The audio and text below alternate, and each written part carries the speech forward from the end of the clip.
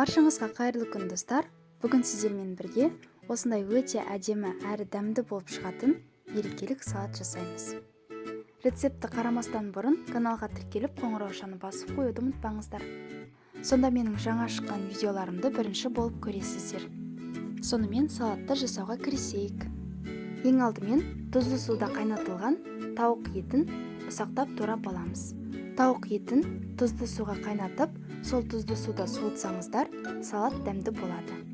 2 жұмыртқаның ағын сарысынан ажыратып, ұсақтап тураймыз. 2 дана қайнатылған сәбізді де ұсақтап турап шығамыз. Және де салатты безендіруге осылай жұлдызша етіп кесіп шығуға болады.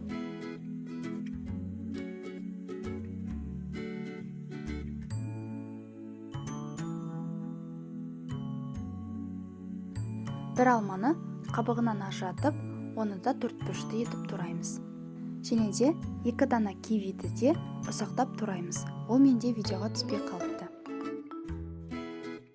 Тарелкаға кез келген қалыпты қойып, ортасына осылай стаканды төңкеріп қоямыз. Қайнатылған тауық етін салып, майонез жағамыз. Майонезді осылай кондитерлік қапшыққа салып қолдансаңыздар, ыңғайлы болады. 2 дана ұсақталып туралған кивиді салып, үстіне тағы майонез жағамыз. Кивиден соң жұмыртқаның ағын салып, тағы да аздап майонез жағамыз. Қайнатылған сәбізді салып шығамыз. Майонезді салып тегістеп, үстіне туралған алманы саламыз.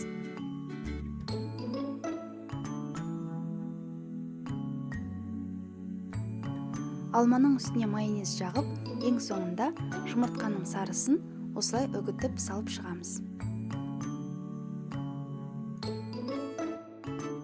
Салаттың бетін жіңішке етіп туралған кивимен безендіреміз.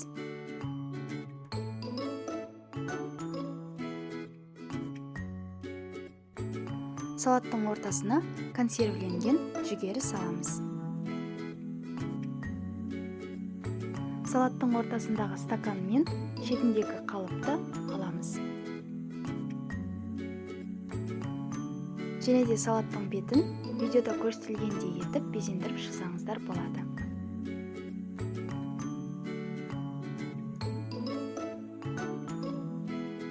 Біздің мерекелік дастарханға қойылатын салатымыз да дайын. Бұл салат өте дәмді болып шығады. Сіздер де міндетті түрде жасап көріңіздер. Рецепт ұнаған болса, лайк басып, достарыңызбен бөлісуді ұмытпаңыздар.